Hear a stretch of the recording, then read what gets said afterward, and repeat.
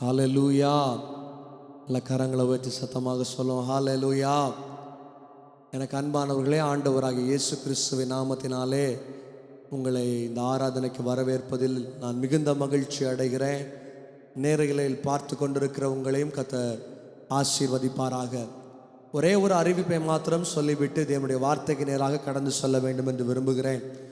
ஒவ்வொரு வியாழக்கிழமையும் மாலை 6:30 மணி முதல் 8 மணி வரை நம்முடைய சபையில் வைத்து விசேஷித்த துதி ஆராதனை நாம் நடத்தி கொண்டிருக்கிறோம். நீங்கள் ஒருவேளை நாகர்கோயில் பக்கத்தில் இருப்பீர்களானால் நீங்களும் அந்த கூட்டத்தில் கலந்து கொண்டு தேவனுடைய ஆசீர்வாதத்தை பெற்று செல்லுங்கள். விசேஷமாக கட்டுகளுக்காக, போராட்டத்தில் இருக்கிறவர்களுக்காக, நெருக்கத்தில் இருக்கிறவர்களுக்காக நாம் விசேஷமாக ஜெபம் செய்கிறோம்.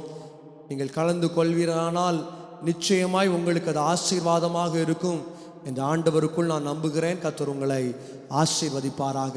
வேகமாய் தேவனுடைய வார்த்தைக்கு நேராக நாம் கடந்து செல்வோம். என்னோடு கூட உங்கள் வேத புஸ்தகத்தை எரேமியா 30ஆம் அதிகாரம் 18ஆம் வசனத்தை நாம் வாசிக்க கேட்போம். Jeremiah chapter 30 and verse 18. கர்த்தர் சொல்லுகிறது என்னவென்றால், இதோ நான் யாக்கோபுடைய கூடாரங்களின் திரையிருப்பை திருப்பி அவன் வாசஸ்தலங்களுக்கு இரக்கம் செய்வேன். நகரம் தன் மண்மேட்டின் மேல் கட்டப்பட்டு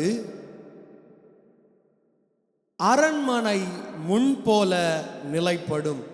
எனக்கு அருமையான தேவ ஜனமே, ஆண்டவர் ஒரு மிக அழகான ஒரு வாக்கு தத்தத்தை நமக்கென்று ஆண்டவர் அந்த இடத்துல வைத்திருக்கிறார். யாக்கோபுடைய கூடாரங்களின் சிறையிருப்பை நான் திருப்புவேன். ஒருவேளை வாழ்க்கையில் பலவிதமான சிறையிருப்புகள், வியாதி நம்முடைய வாழ்க்கையில் ஒரு சிறையிருப்பு, பொருளாதார பிரச்சனை நம்முடைய வாழ்க்கையில் ஒரு சிறையிருப்பு. இந்த நாட்களில் ஜனங்களை பார்க்கும் பொழுது அவர்கள் சொல்லுகிற ஒரு காரியம், பிரதர், எங்களுடைய வாழ்க்கையில் முழுசுமா இஎம்ஐயில் மாட்டிக்கொண்டு இருக்கிறோம். எங்கு திரும்பி பார்த்தாலும் இஎம்ஐ பிரச்சனை. மாதம் முடிந்தவுடனே இவ்வளவு காசு இஎம்ஐ கட்ட வேண்டும், என்ன செய்வதென்று தெரியவில்லை. சிலரை பார்க்கும் பொழுது அவர்கள் சொல்லுகிற ஒரு காரியம், எப்படியாவது மேலே வந்துவிட வேண்டும் என்று எவ்வளவோ முயற்சி செய்கிறோம். இப்படி வந்துடலாம், அப்படி வந்துடலான்னு எவ்வளவோ காரியத்தை செய்கிறோம். ஆனால் இறுதியில் பார்க்கும் பொழுது எங்களுடைய வாழ்க்கையில் ஆசீர்வாதங்கள் குறைவுபட்டு போய் இருக்கிறது, சிறைப்பட்டு போய் இருக்கிறது. ஆண்டவர் சொல்லுகிறார், சிறையிருப்பை திருப்புகிற தேவனாக இருக்கிறார். பவுலும் சீலாவும் சிறையிருப்புக்குள்ளே இருக்கும் பொழுது தேவனை நோக்கி துதிக்க ஆரம்பித்தார்கள், தேவனை பாட ஆரம்பித்தார்கள். நடந்தது என்ன? தேவனுடைய அபிஷேகம், தேவனுடைய வல்லமை அதை நிரப்பும் பொழுது அந்த இரும்பு தாழ்பாளுகளுக்குள்ளே தேவனுடைய அபிஷேகம் கடந்து வந்தது. ஒருவேளை இந்த காலை நேரத்தில் தூர தேசத்தில் இந்த வார்த்தையை நீங்கள் கேட்டுக்கொண்டு இருக்கலாம், யூடியூப்ல இந்த வார்த்தையை கேட்டுக்கொண்டு இருக்கலாம். என்னுடைய வாழ்க்கை சிறைப்பட்டு போய் இருக்கிறதே, என்னுடைய வாழ்க்கையில் ஒரு சமாதானம் அற்று போய் இருக்கிறேனே, வாழ்க்கையில் விடுதலை குறைந்து போய் இருக்கிறதே என்று கண்ணீரோடு இந்த வார்த்தையை கேட்டுக்கொண்டிருக்கலாம். தேவன் சிறையிருப்பை திருப்புகிற தேவனாக இருக்கிறார். நிச்சயமாய் உங்கள் வாழ்க்கையில் கர்த்தர் ஆசீர்வாதத்தை கொடுக்கிற தேவனாக இருக்கிறார். ஈசாக்கு ரெபேக்காவுக்கு 2 பிள்ளைகள் இருக்கிறார்கள். ஒருவனுடைய பேர் ஏசா, மற்றொருவனுடைய பேர் யாக்கோபு. தன்னுடைய அண்ணனுடைய ஆசீர்வாதத்தை, ஏசாவுடைய ஆசீர்வாதத்தை யாக்கோபு திருட்டுத்தனமாய் பெற்றுக்கொண்டார். தன்னுடைய அம்மாவுடைய வார்த்தையை கேட்டுட்டு அம்மா செய்து கொடுத்த நல்ல சாப்பாடை கொண்டு போய் அழகா அப்பா கிட்ட போய் நான் தான் ஏசா என்று சொல்லி அந்த பரிசுத்தமான ஆசீர்வாதத்தை அவன் பெற்றுக்கொண்டான். அண்ணன் கேள்விப்படுகிறான், ஏசா கேள்விப்படுகிறான், எப்படியாவது யாக்கோபை கொன்றுவிட வேண்டும் என்று கங்கணம் கட்டி கொண்டு அவனை வேட்டையாடுகிறான். அம்மா பார்க்குறாங்க, ரெபேக்கா நினைக்கிறாங்க, இனி என்னுடைய பிள்ளைய வீட்டில் வச்சிருந்தா என் பிள்ளை மரித்து போவான், இனி நான் நேசிக்கிற யாக்கோபை வீட்டில் வைத்திருந்தால் ஏசா கொன்று விடுவான் என்று அவனை தன்னுடைய தம்பியுடைய வீட்டிற்கு அனுப்புகிறார்கள். வேத புஸ்தகத்தில் பார்க்கும் பொழுது லாபானுடைய வீட்டிற்கு, தன்னுடைய மாமனாருடைய வீட்டிற்கு யாக்கோபு புறப்பட்டு போகிறான். புறப்பட்டு போகும்போது ஒண்ணுமே இல்லை, வெறுமையாக போகிறான். ஒன்றுமில்லாதவனை போல, ஒரு பரதேசியை போல லாபானுடைய வீட்டிற்கு போகிறான். லாபானுடைய மகள் ராகேலே அவன் விரும்புகிறான். ஆனால் நடந்த ஒரு காரியம் என்ன தெரியுமா? சொந்த மாமா யாக்கோபை ஏமாற்றி விட்டான். இந்த நாட்களில் இப்படி ஏமாற்றப்படுதல் நிறைய பேருடைய வாழ்க்கையில் வந்திருக்கலாம். நேசித்த ஜனங்கள் உங்களை ஏமாற்றி இருக்கலாம், நேசித்த குடும்பம் உங்களை ஏமாற்றி இருக்கலாம். இந்த நாட்களில் பார்க்குறோம், பொண்ணு பார்க்குறாங்க, மாப்பிள்ளை பார்க்குறாங்க. பொண்ணு பார்க்கறதுக்கு ஃபோட்டோவில் ஒரு மாதிரி இருப்பாங்க, நேரில் போய் பார்க்கும் பொழுது கொஞ்சம் கலர் குறைஞ்சிட்டா போதும், கல்யாணத்தையே ஸ்டாப் பண்ணிடுவாங்க. ஒருவேளை ஃபோனில் பேசும்போது நான் டவுரியாக உங்களுக்கு 1.5 ஏக்கர் கொடுக்குறோம், 1 கோடி ரூபாய் கொடுக்குறோம், பெரிய மெர்சரிஸ் பென்ஸ் கார் கிஃப்டாக கொடுக்குறோம் எல்லாம் சொல்லிட்டு கல்யாணம் அன்னைக்கு எதுவுமே கொடுக்கல அப்படின்னா இந்த நாட்களில் எத்தனையோ திருமணங்களை நாம் பார்க்கிறோம் நின்று விடுகிறது. யாக்கோபுடைய மாமா சாதாரணமாக அவனை ஏமாற்றல, ராகேலை தருகிறேன் என்று சொன்னவர் கல்யாணம் வர முடிஞ்சிருச்சு, கல்யாணம் வரைக்கும் முடிஞ்சிச்சு. பார்த்தா ராகேல் உள்ள லேயாள் இருக்கிறான். இவனுக்கு எவ்வளவு கோபம் வந்திருக்கும் நினைச்சு பாருங்க. யாக்கோபுக்கு மனசுக்குள்ள எவ்வளவு வருத்தப்பட்டிருப்பான். நான் நேசித்தது ராகேல் அல்லவா, ஆனால் என்னுடைய மாமா இவ்வளவு துரோகம் செய்து விட்டாரே. ஆனா யாக்கோபுக்குள்ள ஒரு நல்ல குணாதிசயம் இருந்த, என்ன தெரியுமா? அவன் வெயிட் பண்றான், காத்திருக்கிறான். எவ்வளவு நாளானாலும் பரவாயில்ல, எவ்வளவு நாளானாலும் பரவாயில்ல, ஆண்டவர் எனக்கு ஒரு வாக்குத்தத்தத்தை கொடுத்திருக்கிறார். என்னுடைய சிறையிருப்பை மாற்றுவார், என் நெருக்கத்தை மாற்றுவார், பெயர் சொல்லி அழைத்தவர் என்னுடைய வருங்காலத்தை மாற்றுவார், எதிர்காலத்தை மாற்றுவார், சூழ்நிலையை மாற்றுவார் என்று காத்திருக்கிறார். நடந்த காரியம் என்ன தெரியுமா? வாழ்க்கையில எல்லா ஆசீர்வாதத்தையும் பெற்றுக்கொள்கிறான். வசனம் சொல்லுகிறது, யாக்கோபை தேவன் இஸ்ரவேலாக மாற்றினார். கரங்களை உயர்த்தி சொல்லுங்க, ஹல்லேலூயா. ஒருவேளை மனிதர்கள் உங்களை ஏமாற்றி இருக்கலாம். இந்த வார்த்தையை கேட்டுக்கொண்டிருக்கும் பொழுதே நீங்கள் இதயத்துக்குள்ள நினைக்கலாம், அவங்க என்ன ஏமாத்திட்டாங்களே, இந்த ஜனங்கள் என்ன ஏமாற்றி விட்டார்களே, தருவேன் என்று சொன்ன காரியங்களை என்னுடைய வாழ்க்கையில தூக்கி தூர எறிஞ்சிட்டாங்களே, நான் யாரிடத்துல போய் கேட்க முடியும்? எந்த மனுஷனிடத்துல கதற முடியும்? என் ப்ராப்ளத்தை யார்கிட்ட சொல்ல முடியும்? யாக்கோபு தேவனுடைய சமூகத்துல காத்திருக்கிறான். அவன் விதமாய் வசனத்துல சொல்லுகிறான், என் தகப்பனுடைய தேவன் என்னோடு கூட இருக்கிறார். எவ்வளவு வைராக்கியம் யோசித்து பாருங்க. ஆதியாகமம் 31ஆம் அதிகாரத்தை வாசிக்கும் பொழுது ரொம்ப அழகாக யாக்கோபு சொல்லுகிறார். அவ்வளவு பிரச்சனைகள் வருகிறது, அவ்வளவு நெருக்கங்கள் வருகிறது, அத்தனை சூழ்நிலைகளின் மத்தியிலும் அவன் சொல்லுகிற ஒரு வார்த்தை, என் தகப்பனுடைய தேவன் என்னோடு கூட இருக்கிறார், என்னை வழி நடத்துவார், அவர் என்னை தப்புவிப்பார், சிறையிருப்பு என்னுடைய வாழ்க்கையில் மாறும். எனக்கு அருமையான தேவ பிள்ளைகளே, யாக்கோபுடைய கூடாரத்தை குறித்து 3 காரியத்தை உங்கள் மத்தியில் எடுத்து வைக்க போகிறேன். அவருடைய கூடாரம் எப்படிப்பட்ட கூடாரமாக இருந்தது, தேவன் எப்படிப்பட்ட கூடாரமாய் உங்களை மாற்ற வேண்டும் என்று விரும்புகிறார். மிக சீக்கிரமாக எனக்கு கொடுக்கப்பட்டிருக்கிற நேரத்தில் தெளிவாக உங்கள் மத்தியில் எடுத்து வைக்க வேண்டும் என்று விரும்புகிறேன். நிச்சயமாக இந்த வார்த்தைகள் உங்கள் வாழ்க்கையில் ஒரு ஆசீர்வாதத்தை கொடுக்கும் என்று நான் நம்புகிறேன். யாக்கோபை இஸ்ரவேலாக தேவன் மாற்றினாரானால் நிச்சயமாய் உங்களையும் கர்த்தர் மாற்றுவார். சிறையிருப்பை மாற்ற வேண்டுமானால் உங்களுடைய கூடாரம் எப்படிப்பட்ட கூடாரமாக இருக்க வேண்டும்? சீக்கிரமாக நாம் வாசிப்போம். ஆதியாகமம் 31ஆம் அதிகாரம் 25ஆம் வசனத்தை நாம் வாசிக்க கேட்போம். Genesis chapter 31 and verse 25. Laban யாக்கோபிடத்தில் வந்தான், நல்ல கவனமா வாசிங்க. இந்த இடத்துல வேத புஸ்தகம் சொல்லுகிறது, யாக்கோபு மலையின் மேல் தன் கூடாரத்தை போட்டிருந்தான். எனக்கு அருமையான தேவ ஜனங்களே, லாபான் யாக்கோபை எவ்வளவு தூரம் ஏமாற்ற முடியுமோ அவ்வளவு தூரம் ஏமாற்றி இருக்கிறான். லிமிட்லெஸ் இல்லாம ஏமாத்தி இருக்கிறான். சம்பளம் சரியா கொடுக்கறது இல்ல. பொண்ணுக்கு ஒரு பொண்ணை காட்டிட்டு போட்டோல ஒண்ணு காட்டியிருக்கிறாரு, ஆனா கல்யாணம் இன்னொரு ஆள் கூட பண்ணி வச்சிட்டாரு. அவன் நிலைமையே தலைகீழ மாட்டிட்டாரு. ஆனால் யாக்கோபை தேவன் இஸ்ரவேலாக மாற்றினதற்கு யாக்கோபுடைய கூடாரத்தில் இருந்த முதல் அனுபவம், அவனுடைய கூடாரம் எங்க இருந்தது தெரியுமா? மலைகளிலே இருந்தது. வேத புஸ்தகத்தில் வாசிக்கும் பொழுது மத்தேயு 7ஆம் அதிகாரம் 24ஆம் வசனம் முதல் 27ஆம் வசனம் முடிய ஆண்டவர் ஒரு உவமையை சொல்லுகிறார். 2 மனிதர்கள் வீடை கட்டுகிறார்கள்.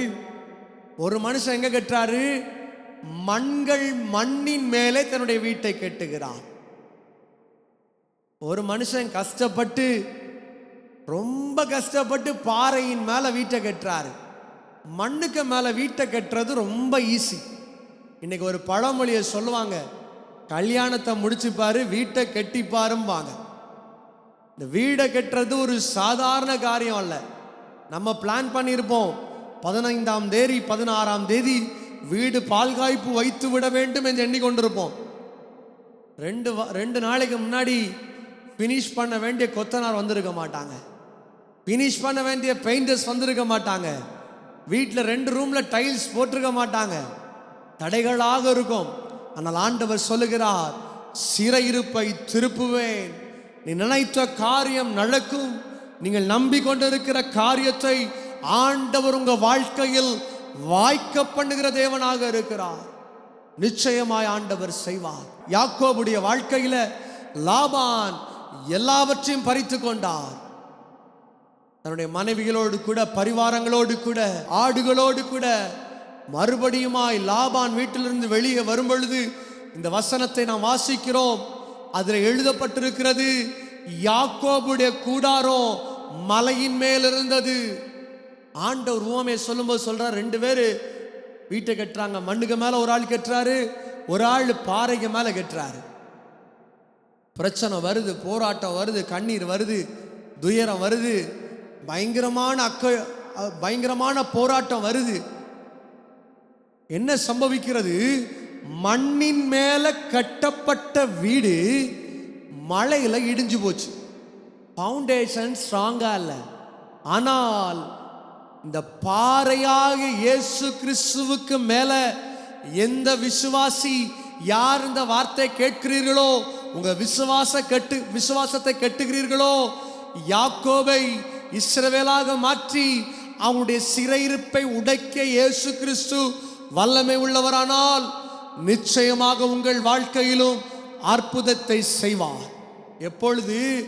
உங்க விசுவாசத்தை ஆண்டவருக்கு மேல வைக்கும்போது. பல நேரத்தில் விசுவாசத்தை உலகத்தில் பார்க்கிற வேலைக்கு மேல வச்சிருக்கிறோம், உலகத்தில் நாம் பெற்றெடுத்த பிள்ளைகள் மேல வச்சிருக்கிறோம். நிறைய நேரத்தில் சில அம்மா அப்பா பிள்ளைகளுக்கு மேல பயங்கரமான நம்பிக்கையை வச்சிருப்பாங்க. என் பிள்ளை எனக்காக இதை செஞ்சிருவான். கல்யாணம் முடிஞ்சு 5 மாசத்துல 2 வருஷத்துல எனக்காக செஞ்சிருவான்னு சொன்ன பிள்ளை எங்க போனான் என்றே தெரியாது. எனக்கு தெரியும் ஒரு குடும்பத்தை, அவருடைய 2வது குமாரன் 2வது பையன் சென்னைக்கு வேலைக்கு போகிறேன் என்று சொன்னான். இதுவரைக்கும் அம்மா அப்பாவுக்கு அவன் எப்படி இருக்கிறான், எங்க இருக்கிறான், என்ன பண்றான், ஏது பண்றான் ஒன்றும் தெரியாது. அவனுக்கு மேல நம்பிக்கையே வச்சிருந்தாங்க. என் பிள்ளை கடைசி காலத்துல எனக்கு ஆறுதலாக இருப்பான், என்னுடைய மகன் என்னுடைய வாழ்க்கையின் கடைசி நாட்களிலே என்னை தேற்றுவான் என்று நம்பினார்கள். இன்றைக்கு அப்பாவுக்கு எத்தனையோ பலவீனம், அம்மாவுக்கு எவ்வளவோ பலவீனம், வந்து எட்டி கூட பார்க்க மாட்டேங்கிறான். எனக்கு அருமையான தேவ பிள்ளைகளே, மண்ணுக்கு மேல உங்க விசுவாசத்தை வைக்காதீங்க. நிறைய நேரம் மண்ணுக்கு மேல விசுவாசத்தை வச்சிட்டு இருக்கிறோம், பொருட்கள் மேல விசுவாசத்தை வைத்து கொண்டிருக்கிறோம். ஆண்டவரை உறுதியாய் நம்புங்கள். முதலாவது யாக்கோபுடைய வீட்டில் இருந்த ஒரு அனுபவம், மலை என்பது ஒரு விசுவாசத்தை காண்பித்து தருகிறது, ஒரு நம்பிக்கையை காண்பித்து தருகிறது. ஆண்டவரை முழுசுமா நம்புங்க. எத்தனை நெருக்கம் வந்தாலும், எத்தனை போராட்டம் வந்தாலும், ஆண்டவரை மட்டும் எந்த குடும்பம் முழுசுமா நம்பி இருக்கிறதோ அவருடைய வாழ்க்கையில ஒன்றுமில்லாம கடந்து வந்திருக்கலாம். உங்க மாமனார் வீட்டில், மாமியார் வீட்டில் உங்களை ஒதுக்கி வச்சிருக்கலாம், அம்மா அப்பா உங்களை தள்ளி வச்சிருக்கலாம். ஆண்டவர் சொல்லுகிறார், நீ தலை குனிந்து போன ஸ்தானத்துல, உன்னுடைய தலை குனிந்து போன இடத்துல உன் தலையை மீண்டும் எழுப்ப, உயர்ந்த ஜாதியாய் உன்னை மாற்ற, இஸ்ரவேலாய் உன்னை மாற்ற ஆவியானவர் வல்லமை உள்ள தேவனாக இருக்கிறார். நிச்சயமாய் கர்த்தர் அப்படிப்பட்ட ஆசீர்வாதத்தினாலே உங்களை நிரப்ப அவர் போதுமானவராக இருக்கிறார். வேத புஸ்தகத்தில் வாசிக்கும் பொழுது நகோமி என்று ஒருவள் இருக்கிறாள். பஞ்சத்தின் காரணமாக பெத்லெஹேமிலிருந்து he was traveling towards Moab, மோவாபுக்குள்ளே அவள் கடந்து செல்லுகிறாள். 2 வாலிப பிள்ளைகள். போற வழியில புருஷன் மரித்து போகிறார். மோவாபுக்குள்ளே போன பிறகு தன்னுடைய 2 குமாரனையும் அவள் திருமணம் செய்து வைக்கிறாள்.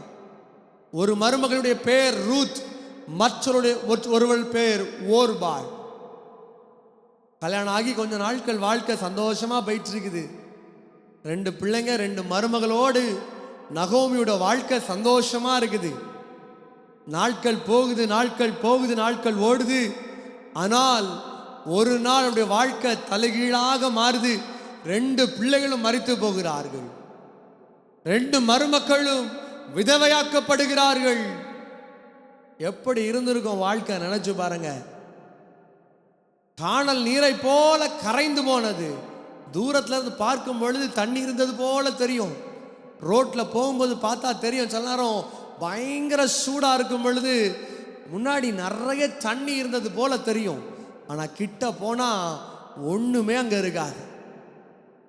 நகோமியோட வாழ்க்கை இப்படிதான். கொஞ்சம் வாழ்க்கை நல்லா இருந்துராதா, பிள்ளைகளை கல்யாணம் பண்ணி வச்சுட்டா கூட நல்லா இருந்திருக்குமே அப்படின்னு எண்ணுறா.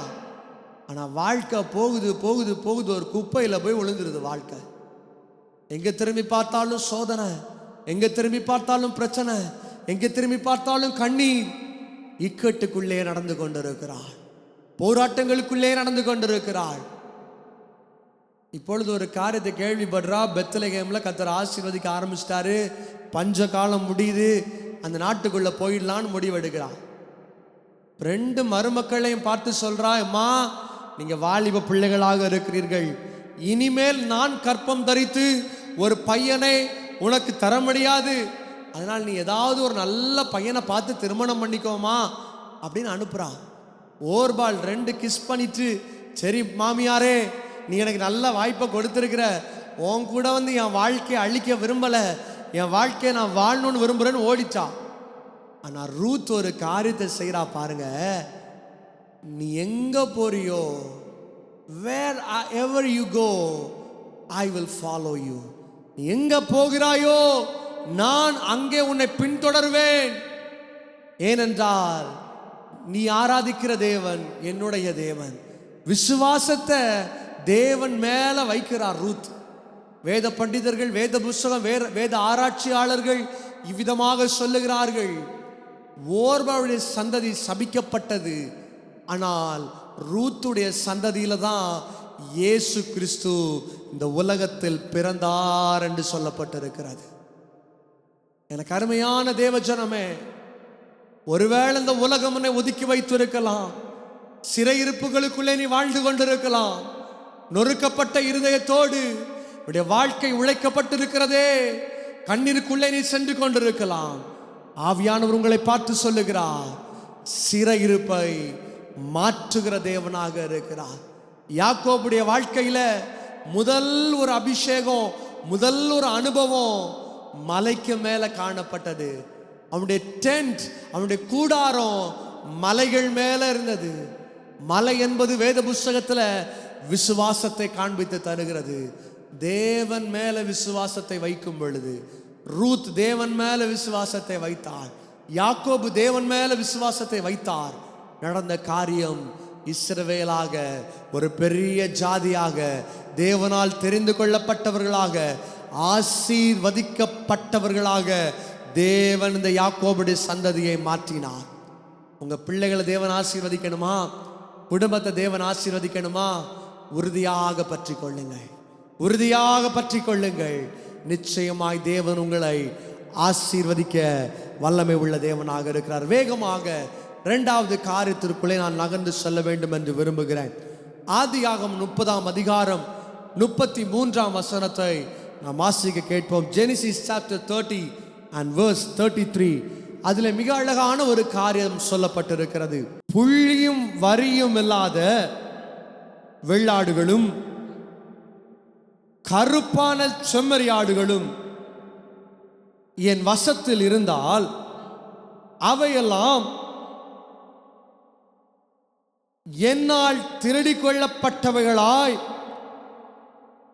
எண்ணப்படட்டும் என்றான். எனக்கு அருமையான தேவ பிள்ளைகளே, யாக்கோபு ஒரு முடிவை எடுக்கிறாரு, லாபானை விட்டு வெளியே வந்துடணும். ஏன்னா அவ்வளவு நெருக்கம், வேலை பார்த்தா சரியான கூலி இல்லை, எல்லாவற்றிற்கும் தலைகீழான காரியத்தையே பண்ணிட்டு இருக்கிறாரு.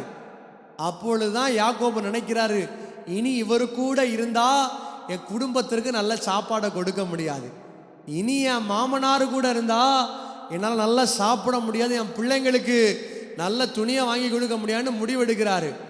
முடிவெடுத்துட்டு வெளியே வர திட்டம் பண்றாரு. திட்டம் போடும்போது தான் இந்த காரியத்தை சொல்றாரு. அந்த வசனத்தில் வாசிக்கும் பொழுது அதில் எழுதப்பட்டிருக்கிறது, புள்ளியும் வரி இல்லாத வெள்ளாடுகளும் கருப்பான செம்மறி ஆடுகளும் என் வசத்தில் இருந்தால். புள்ளியும் வரி போட்ட வெள்ளாடுகளும். இன்னைக்கு வெள்ளாடுகள் நம்ம பார்க்குறோம், அதில் நிறைய கோடுகள் இருக்குது. சில ஆடுகளை பார்த்தா புள்ளி புள்ளியாக இருக்கும், சில ஆடை பார்க்குறோம் பியூரா ஒயிட்டா மட்டும்தான் இருக்கும். யாக்கோபு சொல்றான், புள்ளி போட்ட வரிகள் போட்ட வெள்ளாடு என் வசத்துல என் கூடாரத்துக்குள்ள இருந்துச்சுன்னா நான் திருட்டு பையன்னு நினைச்சுக்கோ அப்படிங்கிறான். அவன் கூடாரம் எப்படிப்பட்டதா இருந்துச்சு? பரிசுத்தமுள்ள கூடாரமாக இருந்தது. இன்னைக்கு நிறைய பேருடைய வாழ்க்கையில பார்க்கும் பொழுது வெளிப்பிரகாரமாக பரிசுத்தமாக வாழ்றாங்க, எளியரங்கமா அப்படிப்பட்டவங்க இப்படிப்பட்டவங்கன்னு நல்லா சொல்றாங்க. ஆனால் தனிப்பட்ட வாழ்க்கை குறித்து கேள்விப்படும் பொழுது பரிசுத்தமற்று போயிருக்கிறார்கள். இந்த நாட்களில் சில காரியங்களை யூடியூப்ல பார்க்கும் பொழுது அவ்வளவு வேதனையாக இருக்கிறது. ஒரு பக்கம் வேதனையாக இருந்தாலும் மறுபக்கம் ஒரு காரியம் எனக்கு ஞாபகம் வருது. வெளிப்படுத்தின புஸ்தகத்தில் ஆண்டவர் சொல்லுகிறார், கடைசி நாட்களில் கள்ள தீர்க்கதரிசிகள் எழும்புவார்கள். அதுதான் முதலாவது முத்திரை. எதற்கான முத்திரை? ஆண்டவர் இந்த உலகத்திற்கு வருவதற்கான ஒரு முத்திரையாக இருக்கிறது, ஒரு சான்றாக இருக்கிறது. இன்னைக்கு பார்க்கும் பொழுது அவ்வளவு வேதனையாக இருக்கிறது. சில கூட்டங்களை குறித்து பேசுகிறதை கேட்கும் பொழுது, சில தீர்க்க தரிசனங்களை கேட்கும் பொழுது, சில ஊழியர்களை குறித்து கேள்விப்படும் பொழுது நமக்கு அவ்வளவு கஷ்டமாக இருக்குது. ஆண்டவரை பார்த்து ஒவ்வொரு நாள் இந்த நாட்களை நான் கேட்கிறேன், ஆண்டவரே ஊழியத்தில் இருக்கிற என்னை நீர் பரிசுத்தப்படுத்தும் அப்பா, எந்த பாவத்திலும் விழுந்து விடாதபடி, எந்த துரோகத்திலும் நான் விழுந்து விடாதபடி நீர் என்னை பரிசுத்தப்படுத்தும் என்று கேட்கிறேன். யாக்கோபு தன் மாமனான லாபானிடத்திலே விதமான ஒரு காரியத்தை சொல்லுகிறார், நீங்க எனக்கு பாதியை பிரிச்சு கொடுங்க, ஆனால் நான் உங்களிடத்திலிருந்து புள்ளி இல்லாததும் வரி போடாததும் என் பக்கம் இருக்கும்னா நீங்க என்ன பண்ணுங்க, என்ன குற்றவாளி என்று சொல்லுங்கள். நான் எப்படிப்பட்டதை வச்சிருக்கிறேன்? நான் என்கிட்ட இருக்கிற ஆடுகள் புள்ளி உள்ளதாக இருக்கும், என்கிட்ட இருக்கிற ஆடுகள் வரி உள்ளதாக இருக்கும். உங்ககிட்ட இருந்து நான் திருடிட்டு வந்திருப்பேன்னா நான் போகும்போதே உங்களுக்கு தெரியும் என் ஆடுகளுக்குள்ளே வரி இல்லாமல் இருக்கும்னா, புள்ளி போடாதான் இருக்கும்னா நீங்க எனக்கு ஒரு பேர் வச்சிருங்க அப்படின்ட்டு சொல்றான். அவ்வளவு பரிசுத்தமாய் தன்னை பாதுகாத்துக் கொள்கிறான். அவனுடைய கூடாரம் இப்படி இருக்கணும், பரிசுத்தமாய் வாழ வேண்டும் என்று அவன் எண்ணுகிறான். உங்க வாழ்க்கையில முடிவு பண்ணுங்க, ஆண்டவர் உங்களை ஆசீர்வதிக்கணும்னா, தகப்பனே யாருடைய ஆஸ்தி அந்தஸ்து எனக்கு தேவையில்லப்பா. அடுத்தவன் பைசால நான் வாழ போறதில்லை. அடுத்தவன் தார வட்டி காசுல நான் வாழ போறதில்லை ராஜா. நீர் என்னை ஆசீர்வதிக்க வேண்டும், நீர் என்னை உயர்த்த வேண்டும், நீருடைய சிறையிருப்பை மாற்ற வேண்டும். தேவனுடைய சமூகத்தில் கண்ணீரோடு கேட்டு பாருங்கள்.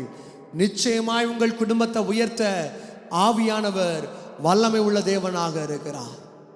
பல சூழ்நிலைகள், பல ஏமாற்றங்கள், பல நெருக்கங்கள் உங்கள் வாழ்க்கையில வந்து இருக்கலாம். இஸ்ரவேலாக மாற்ற வேண்டுமானால் உங்க வாழ்க்கையில் இருக்க வேண்டிய இரண்டாவது அனுபவம் பரிசுத்தம். பரிசுத்தம் உங்க வாழ்க்கையில இருக்கணும். மற்றவருடைய பொருட்களுக்கு மேல ஆசைப்படாதீங்க. மற்றவர் வைத்திருக்கிற வீடுகளுக்கு மேல ஆசைப்பட வேண்டாம். அவங்க வளர்ந்துட்டு போறாங்களே, போகட்டும், நல்லது தானே. ஆண்டவர் உங்களே ஒரு நாள் உயர்த்துவார். வசனம் சொல்லியிருக்கிறது, அவர் உங்களை எதிர்காலத்தில் உயர்த்தும்படியா ஆசீர்வதிக்கும்படியாக அவருடைய பலத்த கரங்கள் நீங்க என்ன பண்ணிருக்கணும்? அடங்கி இருக்க வேண்டும். ஆண்டவர் உங்களை ஆசீர்வதிக்கிறோம்னா, ஆண்டவர் உங்களை உயர்த்த வேண்டுமானால் அவருடைய பலத்த கரத்துல உங்களை அடக்கி கொள்ளுங்கள். அடக்கி கொள்ளும் பொழுது நிச்சயமாய் உங்களை கர்த்தர் ஆசீர்வதிப்பார். யாக்கோபு இந்த இடத்துல ஒரு பரிசுத்தத்தை தன்னுடைய கூடாரத்தில் காட்டுறாரு.